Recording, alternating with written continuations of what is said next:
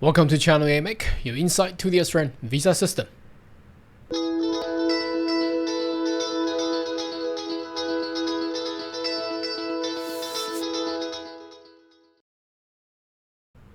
Good day everyone, my name is Carl Young, your online YouTube visa consultant. Are you interested about migrate to Australia? Why don't you consider to subscribe to my channel and turn on a little bell on the side, so once we have all the updates and news, you'll be the first one of getting all the insight. Now this video I would like to take a little depth of discussion of a GTI visa, whereby you're required to put in a GTI contact form or perhaps EOI, expression of interest. So since the 1st of July there has been an update on the form. In the previous version I recall that you're only required to put it in very simplistic information about yourself or the about the applicant of the GTI, where there's no mandatory attachments or a lot of other details required to be filled in. But since July 1st 2021 everything has changed. Now the reason I think the change is good because I believe that the Department of Immigration have receiving too many expression of interest that does not meet the requirement at all, but they all have been submitted, so it's wasting the immigration officers time to actually going through one by one. So rather than doing that, they have redesigned the expression of interest form. So let's jump in there and have a look what's it look like now. Okay, now if you it's easy that once you just Google and type in Home Affairs space GTI, you should be able to find yourself into the Global Talent Visa Expression of Interest form, just like this web page here. As you see, it's from the Australian Government of Department of Home Affairs, Immigration and Citizenship. So I'm gonna take a little bit of detail of how this looks like and what is it you require. Now the reason I'm doing this video because I've been inquire, people comment, email me, contacted me regards whether or not is it mandatory to have a nominator at the time of EOI. Is it, what do I need to do? Do I need to find who is eligible and things like that? Now I'm gonna answer all this by going through the form, because this is the first vital step of a GTI lodgement. If you haven't got an EOI for GTI lodged, you cannot be invited, and then obviously you cannot lodge your visa at all. So take a look at what the EOI actually look like.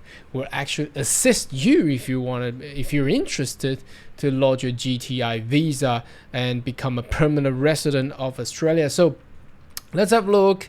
It says, please do not submit EOI if you're a pending EOI. That means you don't do 2 EOIs.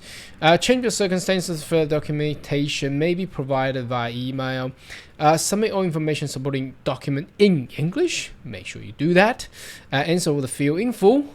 Okay, and department cannot access documents stored on cloud-based platform, so cannot just give it now. It's for cybersecurity purpose.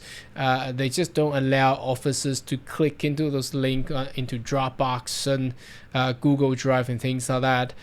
The terms of EOI candidate and you refer to individual expression of interest in the Global Talent Visa program unless specified otherwise. Okay, so let's go in there. Now you are required to tick the privacy and security, the 2 boxes here, otherwise you cannot submit it. So that's pretty simple, you know, I have to do it, otherwise you cannot lodge it. Now the first thing first is that how do you know about EOI? So I hardly get any global talent officer approaching people and task force. I haven't seen these people out there. Department of Home Affairs, maybe they're around. I'm not too sure if that's how you get approached. That's good. Is there any advertising? They did a little bit of advertising on LinkedIn.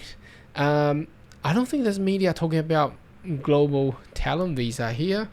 Social media can be, because it's been well discussing in the community of the social media. employment university. Perhaps you're a scholar in one of the university, and your another professor probably advised that you can get this visa presentation you attend to or other. So whichever you tick those one. Have you been referred by the Department of Home Affairs officers? So that's another way to do it. But personally, I haven't seen anyone gone through this one, so probably just take no. Now the first few questions are pretty simple and easy. Basically, on your name, date of birth, phone number, email address, and passport number, and then they require you to actually attach the passport with the photo ID page at the expression of interest. Now, interesting. I think previously they did not require that. Nationality, they want to know where you are and where you currently living. Now, this is the vital part.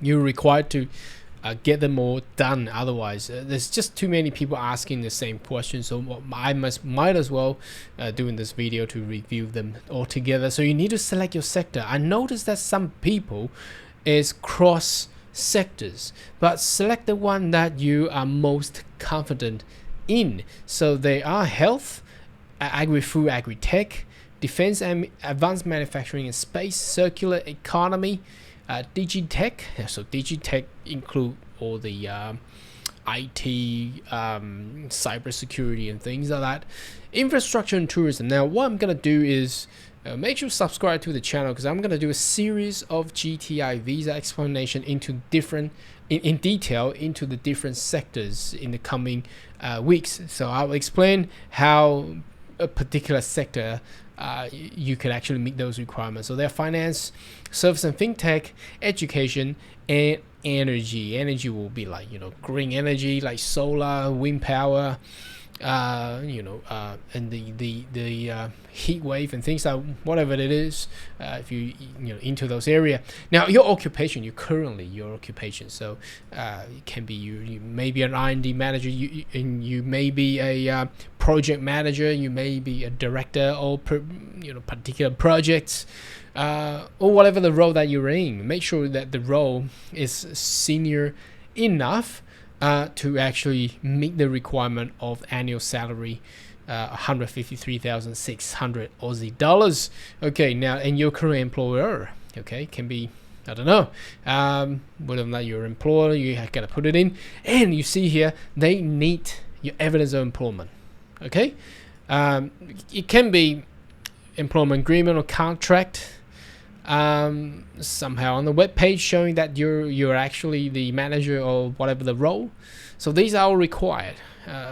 Previously they don't need this kind of stuff. They only need a description. You describe it yourself, and then they'll email you, invite you, and then you respond back in the email with all the attachments. But now in the EOI, they want to see everyone. So this is what we call decision ready application. They want everything at the beginning to be ready, so the process of the application can be more efficient and more effective. It's in the way that there's no backlog and queuing up. So I think personally it's very good. That's the way to do it.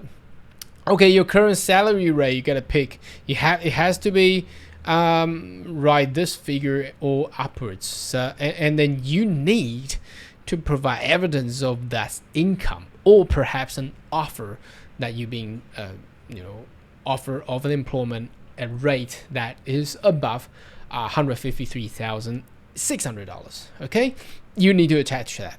Okay, previously I don't think that's required, but now you need to do that, because without that you cannot submit. You look at that little red asterisk, you cannot submit without that. Okay, are you likely to attract annual income? Obviously you tick yes, and your highest qualification, you tick them. You gotta put in the date that you get your qualification conferred, and again you need to attach that evidence. So either it's gonna be transcript or your graduation certificates, a full name of education institution, and your highest qualification was a 10. You need to put that right in. Either it's gonna be, example here, University of New South Wales. You don't put UNSW, but Anyway, some uni might be pretty lengthy name. Anyhow, that's what they're required to do. Are you currently a PhD student? Are you doing a PhD? Are you becoming a doctor or things like that? If yes, you take yes. If no, you take no. Detail the global talent that showing that you have that international recognized achievement, outstanding achievement. Now, if you're not too sure what that define the definition of international recognized achievement is, I've done a particular video on this. Why don't you put a search on my channel, and I have the explanation there. And here we go. You need to punch in minimum 300 characters. You see here, it cannot just be, oh, I got a few patents, and I'm an expert of this and that. You need to put a more brief descriptions. For example, I've been involved in the energy sector since 20 years ago, starting from this business, registering patent 1, 2, A, B, C, and then moving on to another research development sectors, and got hired into another business, and now I'm currently doing this particular thing that goes into space, blah blah blah. So you need to put a firm description of what you do, and this kind of technology or whatever that is at the level of global talent, which will have a definition of international recognized achievement, meaning that mark there. And then see here, you need to demonstrate it by putting the evidences, again, supporting evidence. You need to attach them. So if you have done something, for example, what I just said, some energy thing and satellite, you can put it in a beautiful PowerPoint PDF form, and you can attach here. Or perhaps you have a screenshot of your patents, putting in a report. It's more like a portfolio presentation. If you're in, you need to present yourself. This is like an interview. The better you present yourself, the better you have the opportunity to be invited. So you need to put those things in. These are not required previously, but now they need you to have that evidence attached there. Okay, and they're asking also, do you have any link on online information achievements? So if you have patents registered, generally people register in US, it's a searchable. So you put your patents ID or reference number there. Or perhaps you're in a finance sector. You're well known. You are a project director, or particular project has been listed on a website. You might want to show that as well. So you need to put that things there. Explain how you will make significant exceptional contribution to Australia. So that, again, I think that's not too hard. For example, these are the things that the global talent visa is seeking for, and I have that talent and skills, and I'm pretty sure I can find something similar to do in Australia, and would love to contribute into the community and things like that. So this will be something you need to put it in. So here is a little wording here.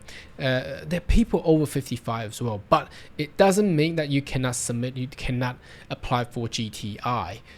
It's just that if you're at a seniority and you need to show much more advanced information compared to people who is under 55. So if you're 55 years of older, you will need to demonstrate exceptional benefit to Australia.